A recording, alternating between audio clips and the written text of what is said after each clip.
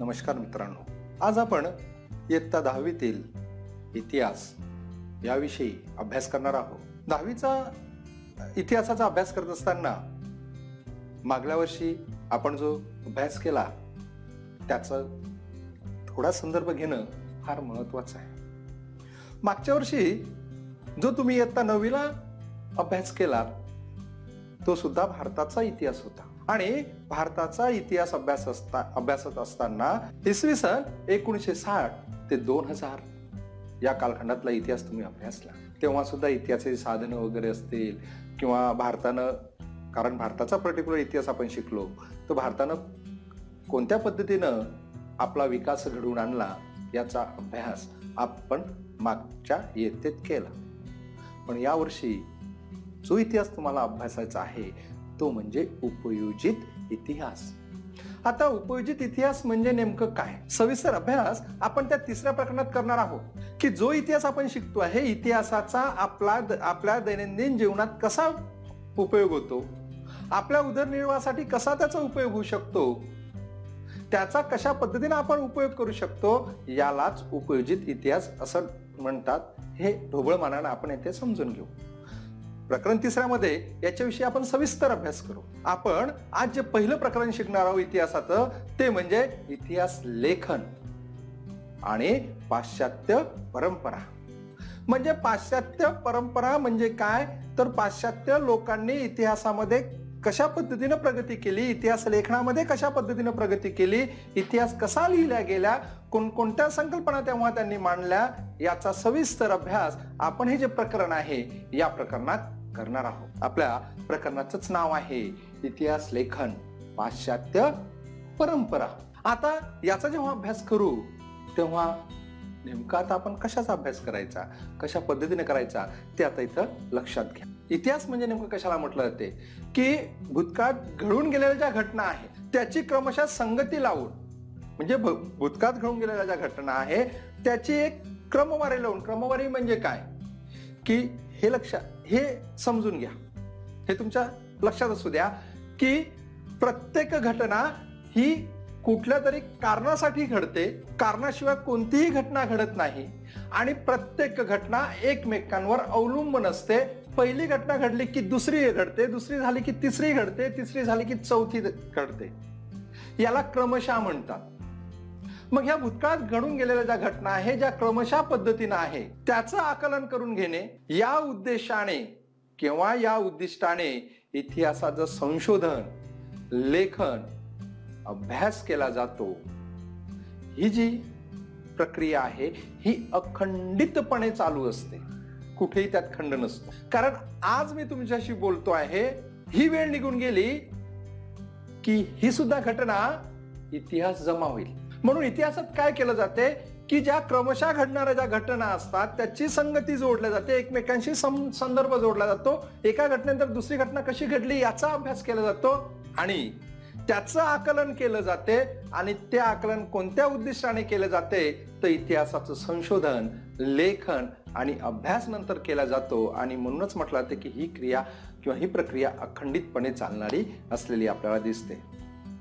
वैज्ञानिक शास्त्राशी जर आपल्या इतिहासाची तुलना केली तर तुमच्या असं लक्षात येते की वैज्ञानिक ज्ञान शाखामध्ये उपलब्ध असणारी जे काही ज्ञानाची सत्यता आहे तुम्हाला दिसत आहे. काही इथं आपण उदाहरणं पाहतोय. एक अभिक्रिया घडताना दिसते आहे आणि एक डीएनएचं चित्र आपल्या समोर दिसते.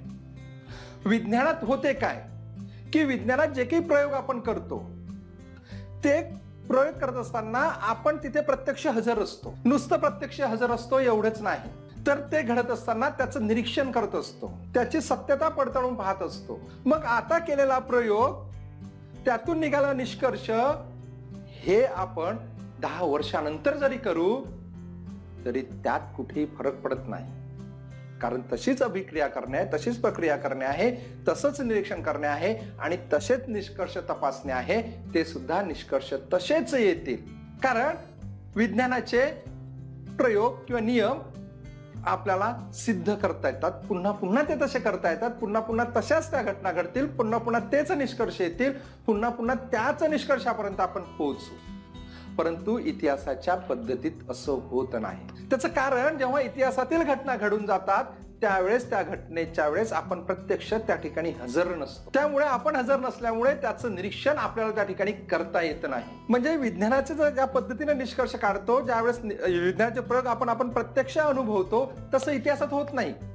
इतिहासातील घटना घडून गेलेल्या असतात, त्याचं जेव्हा निरीक्षण करण्याचं काम पडतं तेव्हा आपण प्रत्यक्ष त्या ठिकाणी हजर नसतो आणि ते शक्यही नसते. त्यानंतर इतिहासातील ज्या घटना आहेत ह्या घडून गेलेल्या असतात, तेव्हा त्याच्या निरीक्षणासाठी आपण त्या ठिकाणी हजरच नसतो. म्हणून किंवा त्या घटनेची पुनरावृत्ती सुद्धा आपल्याला करता येत नाही. ती घटना परत आपल्याला तशी घडून आणता येत नाही. सार्वजनिक आणि सार्वत्रिक नियम जे आहेत ते नियम या ठिकाणी मांडणे आणि ते नियम सिद्ध करणे सुद्धा शक्य नसतं. म्हणजे ज्या पद्धतीनं इतिहासाचा अभ्यास आपण करतो तेव्हा सार्वत्रिक आणि सर्वकालीन जे काही नियम आपण विज्ञानाच्या ठिकाणी मांडतो तसे नियम आपल्याला इतिहासात मांडता येत नाही. सर्वप्रथम आपल्याला काय करावे लागते की सर्वप्रथम आपल्याला ऐतिहासिक जे दस्तावेज आहे ते लिहिण्यासाठी ज्या भाषेचा आणि ज्या लिपीचा वापर केलेला आहे ती लिपी, ती भाषा आपल्याला वाचता आली पाहिजे. आणि ती लिपी वाचण्यासाठी किंवा ती समजून घेण्यासाठी त्या तज्ञ व्यक्तीची गरज आपल्याला भासते. त्यानंतर आपल्याला दिसते की अक्षर वाटिका. आता अक्षर वाटिका म्हणजे अक्षराचं वर्णन आहे. त्यानंतर लेखकाची भाषा शैली इथं महत्वाची आहे. त्यानंतर कागदाचा प्रकार कोणता आहे ते सुद्धा महत्वाचं आहे.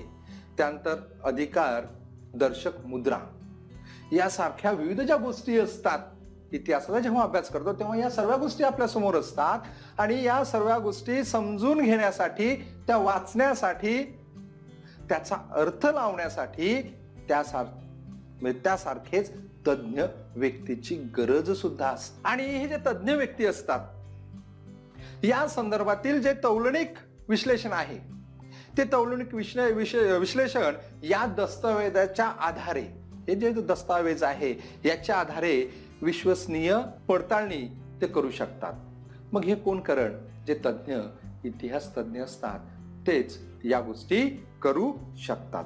त्यासोबतच इतिहासाचं संशोधन होण्यासाठी आपल्याला असं दिसते की इतिहासाचं संशोधन होण्यासाठी अनेक ज्ञानशाखा उपलब्ध असलेल्या आपल्याला दिसते. त्यात काही पुरातत्व विभाग असतील किंवा अभिलेखागार आहेत, काही हस्तलिखिते आहेत किंवा काही पुरालेख आहे, अक्षर वाटिका शास्त्र आहे किंवा भाषा रचना शास्त्र आहे किंवा नानकशास्त्र आहे किंवा वंशावळी आहे. या माध्यमातून सुद्धा तज्ञ व्यक्ती इतिहासाचा अभ्यास करताना आपल्याला दिसते. मग आता इतिहासाचा अभ्यास करत असताना ह्या सर्व गोष्टी दिसत असतानाही मग इतिहासाची मांडणी कशा पद्धतीने केली जाते हे समजून घेणं फार महत्वाचं आहे. ऐतिहासिक जी माहिती आहे त्याचे संदर्भ जे आहेत ते तपासणं फार महत्वाचं. म्हणजे पहिली स्टेप इतिहासाची मांडणी करताना जे उपलब्ध जे ऐतिहासिक साधने आहेत किंवा जी माहिती आहे त्याचे संदर्भ तपासणं महत्वाचे असते. त्यानंतर जी ऐतिहासिक माहिती आहे तिचे जे संकलन आहे किंवा ऐतिहासिक जे बदल झालेत त्यासाठी ज्या काही गोष्टी कारणीभूत आहेत, काही प्रक्रिया आहेत, तिचं स्वरूप अधोरेखित करणं महत्वाचं असतं. पहिल्याच्यात आपण पाहिलं की उपलब्ध जी माहिती आहे, ऐतिहासिक माहिती आहे तिचे संदर्भ तपासणे, त्यानंतर ऐतिहासिक माहितीचं संकलन करणे, त्यानंतर ऐतिहासिक जे बदल घडून आले त्यासाठी गोष्टी कारणीभूत आहे त्याचा तौलनिक म्हणजे तुलनात्मक दृष्ट्या त्याचा अभ्यास करणे ही दुसरी पायरी आहे. इतिहासाच्या संशोधन मांडणीचा आपण या ठिकाणी अभ्यास करतो आहे.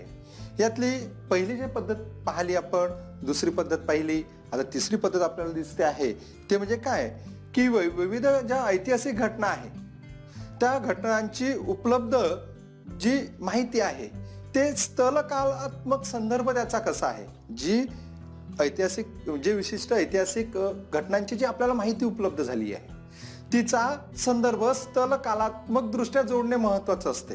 म्हणजे कुठं घडली, काय घडली हे तपासणे महत्वाचं असते, ज्याला आपण स्थल कालात्मक पद्धती असं म्हणतो.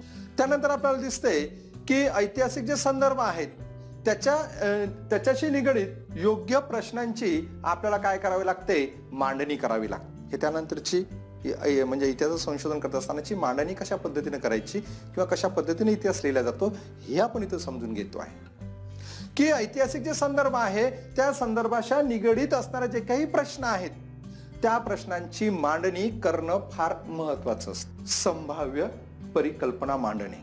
नंतर हे महत्वाचं आहे की संभाव्य परिकल्पना ज्या आहेत त्या कशा आहेत, त्या कशा मांडल्या गेल्या पाहिजे ते मांडणे. त्यानंतर दिसते की इतिहासाची साधनं आहेत त्या साधनाचा त्या साधनाचे चिकित्सक संशोधन अशा पद्धतीनं आपण इतिहासाची मांडणी करत असतो. त्यानंतरचा पहिला मुद्दा इथं आपण अभ्यासणार आहोत, इतिहास लेखनाची परंपरा. आता इतिहास लेखनाची परंपरा हे विद्यार्थ्यांना आधी समजून घ्या की इतिहास लेखन परंपरा कशी होती. जे की इतिहासात उपलब्ध जे की पुरावे आहेत त्या पुराव्याचे चिकित्सापूर्वक संशोधन करून जे की भूतकाळातील घडून गेलेल्या ज्या घटना आहेत त्याची उपलब्ध असणारे जे पुरावे आहेत त्याचं चिकित्सकपूर्वक संशोधन करून भूतकाळात घडून गेलेल्या ज्या काही घटना आहे त्याची मांडणी केली जाते. म्हणजे घडून गेलेल्या घटनांच्या संदर्भात असणारे जे पुरावे आहे त्या पुराव्याचं चिकित्सक संशोधन करणे, भूतकाळात घडून गेलेल्या ज्या काही घटना आहे त्याची मांडणी कशी केली जाते हे आपण याच्या आधी पाहिलं. अशी मांडणी जी करण्याची प्रक्रिया आहे किंवा जी लेखन पद्धती आहे त्याला इतिहास लेखन असं म्हणतात. त्याला काय म्हटलं ते इतिहास लेखन असं म्हणतो. आणि याचा संपूर्ण संशोधन पद्धतीनं अभ्यास करणारे जे लोक आहे किंवा या घटनांचे पुरावे गोळा करून त्याचा तौलनिक अभ्यास करून त्या घटनांची मांडणी करणारे जे लोक आहेत त्याला आपण इतिहासकार असं म्हणतो. आणि लक्षात घ्या, इतिहासात घडून गेलेल्या ज्या काही घटना आहेत, भूतकाळात घडून गेलेल्या ज्या काही घटना आहेत त्या प्रत्येक घटनांची नोंद घेणे आणि तिचे ध्यान करून देणे, ज्या काही घटना घडून गेल्या आहे तिची नोंद करणे, तिचं ज्ञान करून देणे हे काही इतिहासकाराला शक्य नसते. म्हणजे प्रत्येकच गोष्टीची नोंद करणे आणि त्याचं ज्ञान आपल्याला प्राप्त करून देणे हे प्रत्येकच इतिहासकाराला किंवा इतिहासकारांकडून या गोष्टी शक्य नसतात. कारण त्या सर्व घटना घडून गेलेल्या असतात. जेव्हा त्या घटना घडतात तेव्हा तो व्यक्ती तिथे हजर नसतो, तो व्यक्ती त्याचं निरीक्षण करू शकत नाही. त्यामुळे त्याला त्या पद्धतीनं मांडणं त्याला शक्य नसते. मग इतिहासकारात जेव्हा इतिहास लिहितो किंवा ज्या घटनांच्या विषयी तो माहिती लिहितो तेव्हा महत्वाचं हे असते की तो त्या काळच्या कोणत्या घटना निवडतो हे सर्व त्याच्यावर अवलंबून असते. कोणत्या घटनेची माहिती तो लिहिणार आहे, कोणत्या घटनेचं ज्ञान आपल्याला करून देणार आहे हे सर्वस्वी कोणावर अवलंबून असते, त्या इतिहासकारावर अवलंबून असते. त्याला वाचकापर्यंत कोणत्या गोष्टी पोहोचवायच्या आहेत हे सुद्धा त्याच्यावर अवलंबून असते. म्हणजे सर्व गोष्टी कोणावर डिपेंड असतात, तर या सर्व गोष्टी त्या इतिहासकारावर असतात. कोणत्या घटना घेतो, तो कोणत्या घटनांचा इतिहास लिहितो, तो घटनांचा इतिहास लिहिताना आपल्यापर्यंत काय पोहोचवतो हे सर्व त्याच्यावर अवलंबून असते. म्हणून निवडलेल्या घटना असतील आणि त्याची जी मांडणी आहे हे करत असताना अवलंबलेला जो वैचारिक दृष्टिकोन आहे या गोष्टी इतिहासकाराच्या लेखनाची शैली निश्चित करते. तो कोणत्या घटना निवडणार, कोणते संदर्भ निवडणार, कोणते पुरावे घेणार, तो आपल्यापर्यंत काय पोहोचवणार, ह्या सर्व ज्या गोष्टी आहेत ह्या सर्व गोष्टी इतिहासकाराच्या वैचारिक बाबीवर अवलंबून असते. तो निश्चित करत असतो. जगाच्या प्राचीन संस्कृतीमध्ये अशा प्रकारचे म्हणजे इतिहास लेखन झालेले नव्हते. अशा प्रकारचे इतिहास लेखन जगात प्राचीन काळी झालेलं नव्हतं. परंतु असं जरी झालं नसेल तरीही मात्र असं नव्हतं की लोकांमध्ये जिज्ञासा नाही, परंतु त्या काळच्या लोकांमध्ये भूतकाळाची जाणीव किंवा जिज्ञासा नव्हती असं मुळीच नव्हतं. मग जे वडीलधारे जे व्यक्ती होते त्या वडीलधाऱ्या व्यक्तीकडून ऐकलेल्या ज्या काही जीवनाच्या संदर्भातल्या घटना असतील किंवा शूर व्यक्तीच्या संदर्भातल्या काही पराक्रमाच्या घटना असतील किंवा अशा ज्या काही गोष्टी असतील ते त्यावेळेचे लोक आपल्या वडीलधाऱ्या माणसांकडून ऐकायचे आणि ते पुढच्या पिढीपर्यंत पोहोचत होते. कधी कधी गुहांद्वारे स्मृतींचं म्हणजे गुहा म्हणजे काय, ज्याला आपण गुहेमध्ये चित्र काढल्या जायचे, कारण तेव्हा भाषण किंवा लेखन कला अवगत नव्हती. मग चित्र काढलं जायचे त्या चित्रातून भावना दर्शवल्या जायच्या. त्या माध्यमातून सुद्धा इतिहास या पिढीपासून त्या पिढीकडे हस्तांतरित होताना आपल्याला दिसतो. त्यानंतर काही कहाण्या म्हणजे गोष्टी, गोष्टींच्या माध्यमातून सुद्धा इतिहास या पिढीकडून त्या पिढीकडे पोहोचवल्या जात होते. त्यानंतर आणखी एक माध्यम होतं ते म्हणजे गीत आणि पोवाडे. गीत आणि पोवाडे या माध्यमातून सुद्धा इतिहास पुढच्या पिढीपर्यंत पोहोचवल्या जात असलेला आपल्याला दिसतो. या परंपरा पूर्वीपासून अस्तित्वात होत्या की ज्या या पिढीकडून दुसऱ्या पिढीकडे ऐतिहासिक गोष्टी किंवा इतिहास पोहोचवण्याचं काम करत होत्या.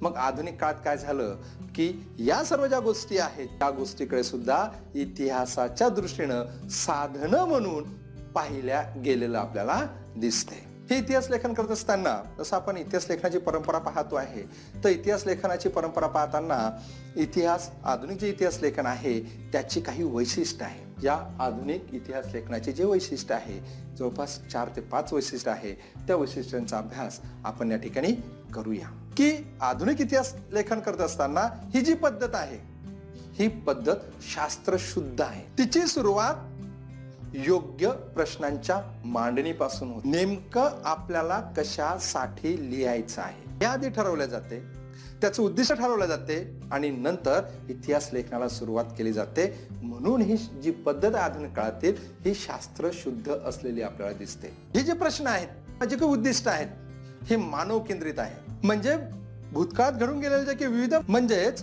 भूतकाळातील विविध मानवी संदर्भातल्या ज्या काही घटना आहेत त्या विशिष्ट कालावधीत केलेल्या ज्या कृती आहेत, म्हणजे त्या घटना घडत असताना ज्या काही त्या कालावधीत केलेल्या ज्या कृती असतील त्या कृतीचा अंतर्भाव किंवा ते प्रश्न जे मानव केंद्रित ज्याला म्हणतो ते या आधुनिक इतिहास लेखनाचं वैशिष्ट्य आहे. त्यानंतर पुढे आपल्याला दिसते की इतिहासाच्या कृतीचा संदर्भ दैवी घटना किंवा देवदेवता ज्याला म्हणतो यांच्याशी कधीही जोडण्याचा प्रयत्न त्यांचा नसतो. त्यानंतर तिसरं जे दिसते ते म्हणजे विश्वासार्हता. ही पुराव्याच्या आधारे म्हणजे इतिहास लेखन करत असताना त्यामधली जी विश्वासार्हता आहे ही विश्वासार्हता कशामुळे टिकून आहे, कशामुळे शक्य आहे, ते उपलब्ध जे पुरावे आहेत त्या पुराव्याच्या आधारे तर्कसंगत मांडणी इतिहासात केलेली असते. म्हणजेच त्यामध्ये विश्वासार्हता असते. हे सुद्धा इतिहास लेखनाचं वैशिष्ट्य आहे. आणि चौथं आणि शेवटचं वैशिष्ट्य आपल्याला दिसते की भूतकाळात केलेल्या ज्या काही कृती आहे त्या कृतीद्वारे मानवाच्या जीवनातील जी काही वाटचाल आहे त्याचा वेध घेतला जातो. माणसानं जे काही प्रगती केली, माणसाच्या जीवनाची जी वाटचाल आहे ती वाटचाल भूतकाळात घडून गेलेल्या ज्या घटना आहे त्याचा परिणाम मानव जातीवर कसा झाला आहे की ज्या पद्धतीनं याचा अभ्यास, या वाटचालीचा वेध किंवा या वाटचालीचा अभ्यास आपण इतिहासात करत असतो. ही सर्व इतिहास लेखनाची वैशिष्ट्य असलेले आपल्याला दिसते. या ठिकाणी आपण थांबूया. पुढच्या तासिकेला याच्या पुढचा जो घटक आहे तो घटक आपण अभ्यासणार आहोत. तो म्हणजे युरोपमधील वैज्ञानिक दृष्टिकोनाचा विकास आणि इतिहास लेखन साठी परत पुढच्या तासिकेला आपण भेटू. इथे मी आपली रजा घेतो. धन्यवाद.